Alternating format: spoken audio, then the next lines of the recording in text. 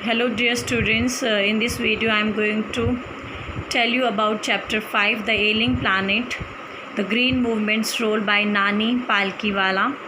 So this chapter is not a story beta, it is about the fact about the present condition of the earth. So we are going to understand what green movement is, when did it start, and what has happened to our planet, why it is called ailing planet. ailing का मतलब होता है सिक। तो जो हमारी ये धरती है अब ये दिन पे दिन बीमार होती जा रही है। देखते हैं किस प्रकार हो रही है और अलग अलग बुद्धिजीवियों ने क्या क्या कहा और कि हमें अपने अर्थ को कैसे बचाना है। तो यही सब कुछ हम इस चैप्टर में पढ़ेंगे। ये जो चैप्टर है इसमें ये जो आर्टिकल है उसका एक छोटा सा हिस्सा इस किताब में दिया गया है। ये एक आर्टिकल था जो नानी पालकीवाल ने पब्लिश किया था इंडियन एक्सप्रेस न्यूज़पेपर में 24 नवंबर 1994 को। और इसमें बताया गया कि जो हमारी धरती है इसकी जो हेल्थ है ये दिन पे दिन ख़राब हो रही है, डिक्लाइन हो रही है। ये कैसे बेटे, पोल्यूशन इतना ज़्यादा हो रहा है तो दिन पे दिन जो अर्थ है उसका जो वातावरण है वो बिगड़ रहा है। ग्रीन मूवमेंट जो है वो स्टार्ट हुआ था 1972 में न्यूजीलैंड से, और उसके बाद जो इंसानों का नज़रिया है उसमें बहुत बदलाव आया। हमारा जो नज़रिया है वो मैकेनिस्टिक व्यू से होलिस्टिक एंड इकोलॉजिकल व्यू में हो गया। इसका मतलब क्या होता है? इसका मतलब होता है कि पहले हम लोग क्या करते थे, अपने राज्य के बारे में सोचते हैं, अपने देश के बारे में सोचते हैं, हम पूरे विश्व के बारे में नहीं सोचते थे। लेकिन अब लोगों के नज़रिए में बदलाव आया है, हम पूरे विश्व के बारे में सोचते हैं, पूरे धरती के बारे में सोचते हैं। अगर हम पूरी धरती को स्वच्छ रखेंगे, साफ़ रखेंगे तो ही मानव जीवन संभव है। अब ये जो व्यू है जो चेंज हुआ है मैकेनिस्टिक व्यू से होलिस्टिक एंड इकोलॉजिकल व्यू, ये इतना ही रेवोल्यूशनरी रहा जिस प्रकार कॉपरनिकस का था। रेवोल्यूशनरी होता है जब हम कोई विचारधारा प्रस्तुत करते हैं तो वो बहुत ज़्यादा अवेयरनेस लेके आती है, जागरूकता लेके आती है। कोपरनिकस ने क्या कहा था? उसने कहा था कि जो अर्थ है और जो प्लैनेट्स हैं वो सूरज के चारों तरफ भ्रमण करते हैं। तो उस समय इस बात ने भी बहुत सारी जागरूकता लेके आई और काफ़ी सारे रिसर्च वगैरह हुआ। नाउ अब जो है दुनिया भर में विश्व में एक जागरूकता आई है और उस जागरूकता के मद्देनज़र अब हम ये समझते हैं कि जो धरती है, जो पृथ्वी है, ये एक जीवित प्राणी के समान है और धरती की भी अपनी कुछ आवश्यकताएं हैं, अपने अहम धरती की भी अपनी कुछ आवश्यकताएं हैं और इसके महत्वपूर्ण प्रोसेसेस हैं और बहुत ज़रूरत है मानवता को, इंसानों को इस धरती की रक्षा करने की और इसकी इज्जत करने की। तो ये बहुत बड़ा देश में नहीं पूरे विश्व में इस प्रकार की जागरूकता आई है और हर देश अब धरती को बचाना चाहता है, इसको प्रदूषण मुक्त करना चाहता है। नाउ सस्टेनेबल डेवलपमेंट क्या होता है बेटा? सस्टेनेबल डेवलपमेंट का मतलब होता है हमें ऐसी प्रगति करनी है जिसमें हम आज जो हमारे पास रिसोर्सेज हैं हम उनको यूज़ करें, लेकिन हमारी जो फ्यूचर जनरेशन है उनको रिसोर्सेज की कमी ना हो। एनवायरनमेंट एंड डेवलपमेंट का हमें ध्यान रखना है। हमें डेवलपमेंट करनी है, प्रगति करनी है, लेकिन हमें एनवायरनमेंट के साथ छेड़खानी नहीं करनी और हमें एनवायरनमेंट को प्रदूषित नहीं करना। हमें प्रगति तो करनी है लेकिन जो हमारी भविष्य की पीढ़ी है उनके रिसोर्सेज के साथ हमें दखलंदाजी ज़्यादा नहीं करनी है। हमें इस प्रकार की प्रगति करनी है कि रिसोर्सेज उनके लिए भी पर्याप्त मात्रा में हम बचा पाएँ। That is called sustainable development. बेटा अब मैं आपको एक ऐसे जू के बारे में बताऊँगी जो लुसाका जाम्बिया में है। एक ऐसा जू जहाँ पे एक मिरर रखा हुआ है, एक शीशा रखा हुआ, मिरर रखा हुआ है और उस केव के बाहर लिखा हुआ है कि इसके अंदर दुनिया का सबसे डेंजरस एनिमल है। और जब हम उसके अंदर जाते हैं तो हम देखते हैं वहाँ पे एक मिरर है और उस मिरर में हमें अपनी ही खुद की शक्ल आती है। बहुत बड़ी बात है बेटा, ये एक कदम था जाम्बिया की तरफ से लोगों को जागरूक करने के लिए कि दुनिया का सबसे ख़तरनाक जानवर जो है वो इंसान खुद है, क्योंकि इंसान ही जो आज दुर्दशा है धरती की उसके लिए ज़िम्मेदार है। अब इसके साथ साथ काफ़ी सारे वैज्ञानिकों ने काफ़ी सारी बातें हमें बताई, जिस प्रकार 1.4 मिलियन लिविंग स्पीसीज़ हमारे साथ इस धरती को शेयर करते हैं, लेकिन अब तो बेटा बहुत ज़्यादा है। धीरे धीरे ये जो फैक्ट्स और फिगर्स है दिन पे दिन बढ़ते रहते हैं। तो ये धरती केवल हमारी नहीं है, बहुत सारे जीव जंतुओं का भी ये धरती ही घर है।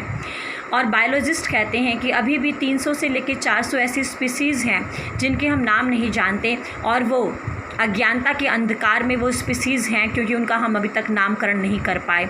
तो देखिए, धरती केवल हमारा ही घर नहीं, कितने सारे पेड़ पौधों का और वन्य प्राणियों का ये घर है, तो हमें इसकी रक्षा ज़रूर करनी चाहिए। अब हम बात करते हैं ब्रांडेड कमीशन की, जो कि सेव इकोलॉजी एंड एनवायरनमेंट। ये कमीशन का मकसद है कि हम इकोलॉजी एंड एनवायरनमेंट दोनों की रक्षा करें। इसमें मिस्टर LK झा ने हमें कहा कि क्या हम अपने आने वाली पीढ़ी को एक ऐसा सूखा हुआ प्लानेट देंगे, या हम उनके मरुस्थल देंगे, या हम ऐसे वादियाँ देंगे जो बहुत ख़राब होंगे, क्या हम उनको एक ऐसे बीमार प्लानेट देंगे? तो मिस्टर LK झा ने बहुत ही अच्छा सवाल ये किया है। इसका मतलब है कि हमें आने वाली पीढ़ी को एक अच्छा ग्रह देना है, एक अच्छा प्लानेट देना है, और उसके लिए हमें निरंतर प्रयास करते रहना चाहिए। अब मैं आप लोगों को बताती हूँ एक बुक के बारे में, द ग्लोबल इकोनॉमिक प्रोस्पेक्ट। ये जो बुक है ये मिस्टर लेस्टर आर ब्राउन ने लिखी है, और इस बुक के अंदर उसने हमें बताया है कि अर्थ के 4 प्रिंसिपल्स हैं, 4 मेन चीज़ें हैं जो हमारे इकोलॉजी को बनाती हैं, हमारे ग्लोबल इकोनॉमी को बढ़ाती हैं, और वो हैं fisheries, forest, grasslands and croplands. ये चारों मिलके हमारे ग्लोबल इकोनॉमी को मजबूत करते हैं। ये लिखा है the global economic prospect book में, जिसके ऑथर हैं मिस्टर लेस्टर आर ब्राउन। लेकिन ये जो 4 हमारी संपदाएं हैं, ये इनका भी धीरे धीरे शोषण हो रहा है, ये भी नष्ट हो रहे हैं। आज की जो दुनिया है ये प्रोटीन की भूखी है, और हम प्रोटीन को प्राप्त करने के लिए बहुत मात्रा में मछलियों को मार रहे हैं, फिशरीज़ को भी हम बर्बाद कर रहे हैं। और भारत की अधिकतर आबादी जो है वो लकड़ी जलाकर अपने घर का चूल्हा जलाते हैं, तो हम इस वजह से बहुत सारे जंगलों को भी बर्बाद कर रहे हैं। ये बहुत बड़ी बात है जो मैं आपको हाईलाइट करना चाहती हूँ कि हम किसी बर्तन में क्या बना रहे हैं, उसकी कॉस्ट से ज़्यादा जो हम उसके नीचे लकड़ी जलाते हैं उसकी कॉस्ट है। मतलब हम जिन लकड़ियों को जलाते हैं किसी खाने को बनाने के लिए, उसकी कॉस्ट बहुत ज़्यादा है, और इसी वजह से भारत के जो फॉरेस्ट हैं वो बर्बाद हो रहे हैं, क्योंकि अधिकतर जो आबादी है वो लकड़ियों को काट के उन्हीं से अपने चूल्हे को जलाते हैं। अब डॉक्टर मायर ने क्या कहा? उन्होंने कहा ट्रॉपिकल फॉरेस्ट जो है ये पावर हाउस हैं एवोल्यूशन के। जो हमारे फॉरेस्ट होते हैं बेटा, इसमें बहुत प्रकार के जीव जंतु होते हैं, बहुत प्रकार के पेड़ पौधे होते हैं, इसीलिए यहाँ से एवोल्यूशन होता है, नई नई स्पीसीज़ का जन्म होता है, चाहे वो प्लांट्स हों चाहे वो एनिमल्स हों। इसीलिए डॉक्टर मायर्स ने कहा कि ट्रॉपिकल फॉरेस्ट पावर हाउस है एवोल्यूशन के। लेकिन अब इन फॉरेस्ट का भी दिन प्रतिदिन बर्बादी के ये शिखर पर पहुँच रहे हैं। फॉरेस्ट जो हैं मानवता के जन्म से पहले जंगल थे, लेकिन मानव के आने के बाद जो ये जंगल है ये मरुस्थल में तब्दील हो गए। मानव के आने से पहले बहुत सारे जंगल थे बेटा, और जैसे ही मानव का विकास हुआ, मानव आए, तो इन जंगलों को उसने तबाह करके इंडस्ट्रीज़ बनाई, फैक्ट्रीज़ बनाई, बिल्डिंग्स बनाई, और धीरे धीरे मरुस्थल बन गया। जेम्स स्पेथ हमें कहते हैं, जो कि प्रेसिडेंट हैं वर्ल्ड रिसोर्स इंस्टीट्यूट के, कि 1.5 एकड़ फॉरेस्ट डिक्रीज़ होता है हर एक सेकंड्स में। अब हम बात करते हैं 2015 और 20 में 10 मिलियन हेक्टेयर एक ईयर में इस रफ्तार से बर्बाद हो रहा था। बेटा आर्टिकल 48A कॉन्स्टिट्यूशन हमें ये बताता है कि ये राज्य की जिम्मेदारी है कि वो फॉरेस्ट्स का और वाइल्ड लाइफ सेंचुरी का देखभाल करें और उनका रख रखाव करें। ये जो आर्टिकल 48A कॉन्स्टिट्यूशन है वो ये हमें बताता है।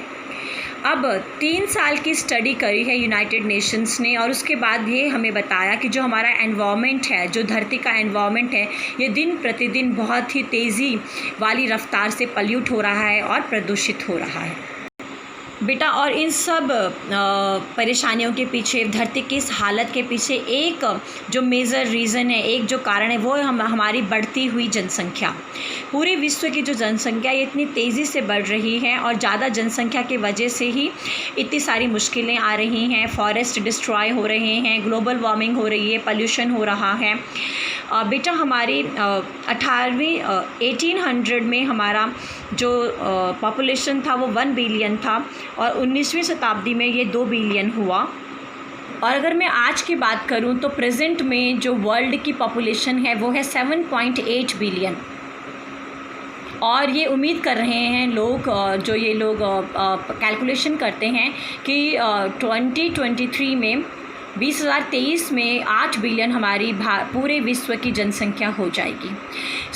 इन सब समस्याओं का अगर हमें निदान करना है, सल्यूशन करना है, तो हमें आबादी पे कंट्रोल करना होगा। अब जो बहुत बड़ी बात है वो ये है कि सभी लोगों को अब ये महसूस हो चुका है कि अगर हमें जीवित रहना है तो हमें धरती की रक्षा करनी है, हमें धरती को प्रदूषित होने से बचाना है। अगर हम बात करें कि जो हमारा आज का एरा है, जो ये युग है रिस्पॉन्सिबिलिटी का। इस युग में हम हर किसी को ये रिस्पॉन्सिबिलिटी का एहसास होना चाहिए कि हमें प्रयास करने चाहिए धरती को, पूरे अर्थ को और हम प्रदूषित ना होने दें। और ये तभी होगा जब हम स्वार्थ से ऊपर हटेंगे, हम राज्य की ना सोचें, हम देश की ना सोचें, हम पूरे विश्व को अपना परिवार माने और फिर जाके हमारी जो धरती है वो साफ़ होगी, सुरक्षित होगी और प्रदूषण रहित होगी। हमारी जो ये अर्थ की दुर्दशा है, इसके पीछे एक अहम योगदान इंडस्ट्रीज़ का है।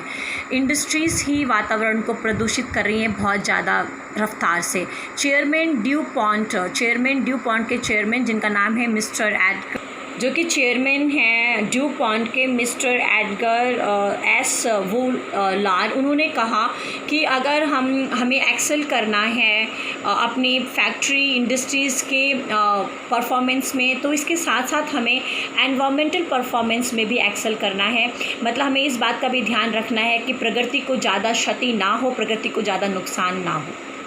एक बहुत ही अहम बात की है प्राइम मिनिस्टर मार्गरेट थैचर ने। उन्होंने कहा कि कोई भी जनरेशन को ये हक नहीं है कि वो धरती का दुरुपयोग करे। हम इस धरती को थोड़े टाइम के लिए यूज़ कर सकते हैं और हमारा ये उत्तरदायित्व है कि हम साथ साथ इसका रख रखाव करें। ये बात प्राइम मिनिस्टर मार्गरेट थैचर ने कही थी, जो धरती के हित में है और ये हमें करना चाहिए।